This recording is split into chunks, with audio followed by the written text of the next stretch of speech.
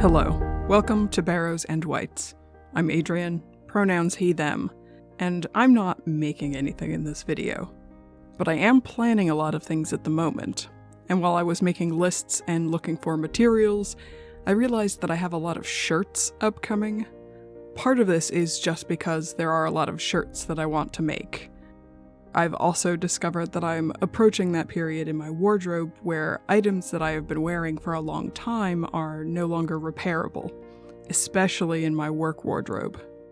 Some of the shirt ideas that I'll be talking about won't be work shirts specifically, but if I can finagle them into my work wardrobe, I will.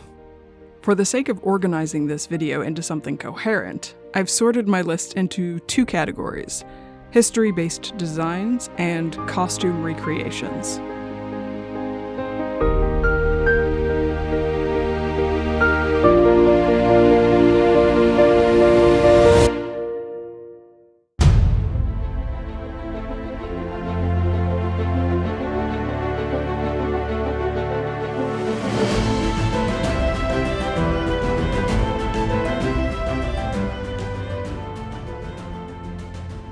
One can never have enough pirate shirts. This is Simplicity's Costumes for Adults 4923. I've had this pattern since the early 2000s at the height of the Pirates of the Caribbean movie fandom. I bought this for the coat in order to do a Captain Jack Sparrow Halloween costume / cosplay. At the time, I sourced the shirt and vest for that costume elsewhere. In the interest of actually using the things that I own, I figure I ought to give this pattern a try to see what it's like.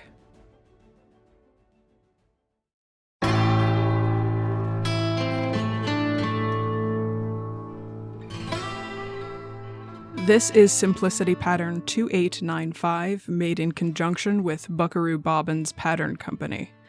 I picked this one up at a local Jo-Ann Fabrics during a pattern sale, and I chose this for history-bounding potential.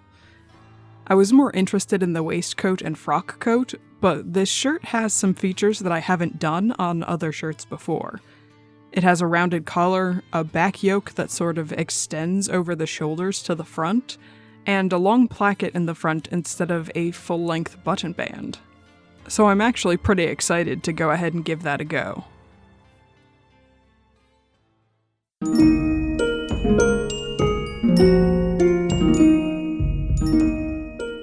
I bought a shirt from renshirts.com over a decade ago. It's been my go-to for Renaissance fairs, pirate occasions, and lately, days where I just want to relax.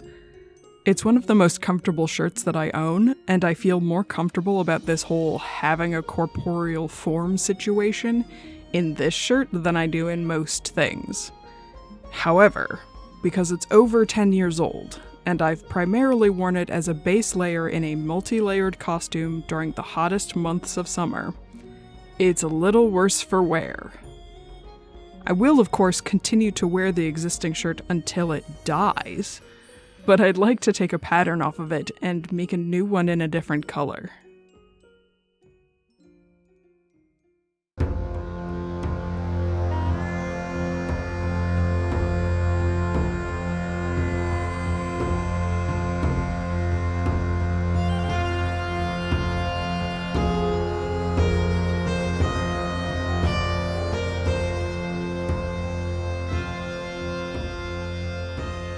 In the first episode of The Witcher, there's a particular scene where title character Geralt is in a fight without his armor. It's one of those scenes that reads to me like, look how cool this show is. Keep watching Henry Cavill spin around in these tight pants. But because he's not wearing his armor in this scene, you can actually see a lot of cool details about this shirt. There's an asymmetrical placket on the front with buttons. There's also some kind of stitching or texture detail on the shoulders. There are some details that I still need to figure out, but this kind of shirt is the kind of thing that really appeals to me right now.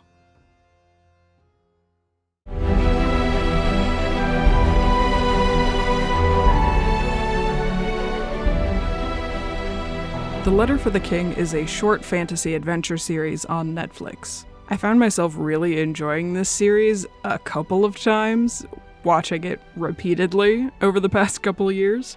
My challenge project is to one day recreate main character Tiuri's jacket?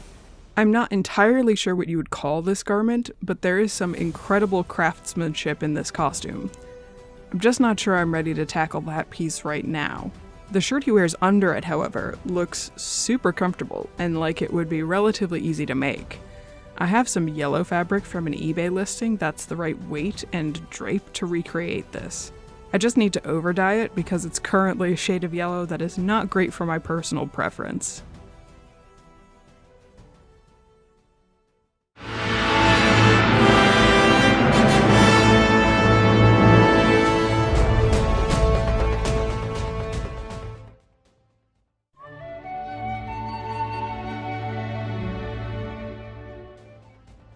My initial idea was to make the 4 shirts that the 4 hobbits wear for the majority of the films.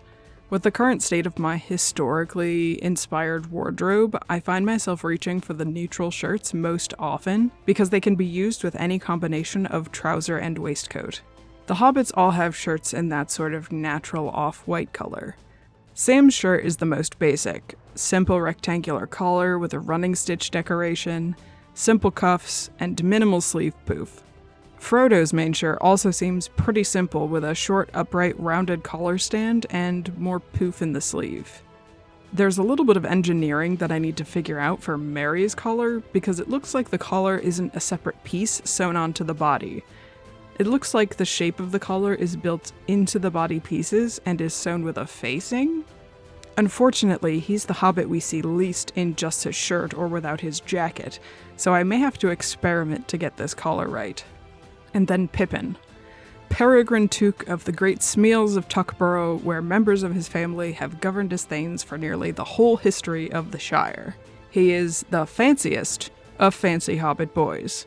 I thought that Pippin's shirt was basically the same as his fellows with a lace overlay in 6 vertical columns on his shirt fronts. However, that was an illusion caused by the colorization in some of the scenes in the movies. When I went looking for specific details of this shirt, I discovered that Pippin's shirt fronts and collar are embroidered in light blue and yellow threads. Eventually, I want to make a proper embroidered Pippin shirt, but I have some other embroidery projects in the queue to get through first. So I might fake it with my initial lace overlay idea, and then do the proper embroidery version later.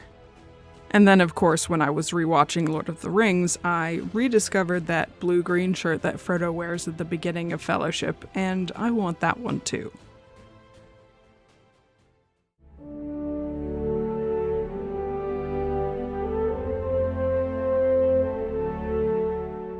So Aragorn has 2 shirts that are visible during the trilogy, the teal one and the red one.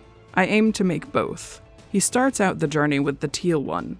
This one caught my eye because of the smocking on the sleeve where it meets the shoulder seam. I've never done smocking before, but this pattern looks relatively simple. I say naively. We'll see if that's the case. There are few other details that are really clear about this shirt from the screenshots I've found and taken from the movie. The red shirt, however, gives me a lot more information. Aragorn is seen wearing this shirt without the vest or coat during the Return of the King. This shirt is filmed from multiple angles, so I can get a good look at the yoke, the overall fit, the sleeve cuffs, the collar ties, all the bits that I need to try to make this shirt. I may make this one first, and then use what I've learned from this one to make the teal shirt. Those, friends and enemies, are my upcoming shirt plans. Is this an exhaustive list of upcoming projects? Absolutely not. Will I make all of these in the upcoming year? It's unlikely, but I find it helpful to have a list. How about you? Do you have a list of things to make this year that you are really looking forward to? Let me know in the comments. Thanks for watching. I'll see you soon.